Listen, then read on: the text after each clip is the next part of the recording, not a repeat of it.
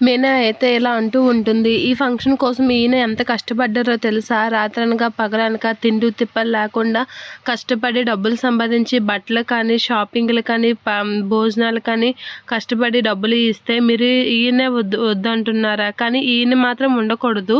ఈ లక్షలు మింగినోడు మాత్రం ఉండాలి అని చెప్పేసి అయితే అంటూ ఉంటుంది. ఆ మాటలకి రోహిణి, మనోజ్ అయితే ఫీల్ అవుతూ ఉంటారు. ఇక ప్రభావతి అయితే షాక్ అవుతూ ఉంటుంది. ఏంటసలు నువ్వేం మాట్లాడుతున్నావు అనేది అంటూ ఉంటుంది. నేనేం మాట్లాడుతున్నాను, నేను కరెక్ట్గానే మాట్లాడుతున్నాను. ఇంత కష్టపడి ఈ ఫంక్షన్ నా నా భర్త వల్ల అవుతుంది. అలాంటిది నా భర్త ఉండడానికి మాత్రం ఇష్టం లేదు మీకు. నీ లక్షలు మింగినడం మాత్రం ఉండాలి. నేను అన్ని దీంట్లో తప్పేముంది అని చెప్పేసి అయితే అంటూ ఉంటుంది. ఒక తల్లి గర్భంలో ఒకే గర్భం ఉంటుంది. అద్దె గర్భం, సొంత గర్భం అని ఉండదు. అలాంటి ఒకే కడుపులో పుట్టిన ఈ కొడుకును ఒకలా చూస్తున్నారు, ఈ కొడుకును ఒకలా చూస్తున్నారు.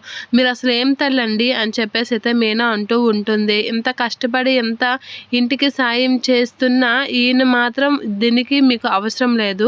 కానీ లక్షలు మింగి మోసం చేసిన వాళ్ళు మాత్రం మీకు ఫంక్షన్లో ఉండాలి. అన్నీ వాళ్ళే కావాలి.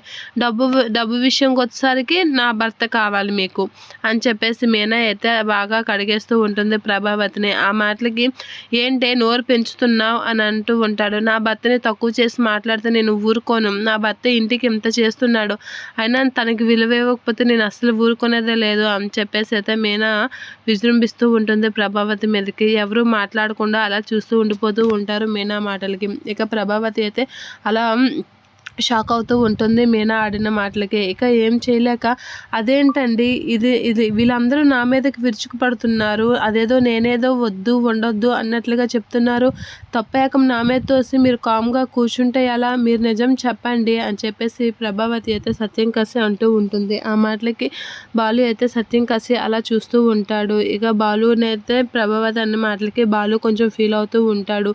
ఇక మీనా ఆడిన మాటలకి మనోజ్, రోహిణి వాళ్ళైతే అలా చూస్తూ ఉండిపోతూ ఉంటారు. కరెక్ట్గానే మాట్లాడుతుంది అన్నట్లయితే శృతి, రవి వాళ్ళైతే చూస్తూ ఉండిపోతారు అలా.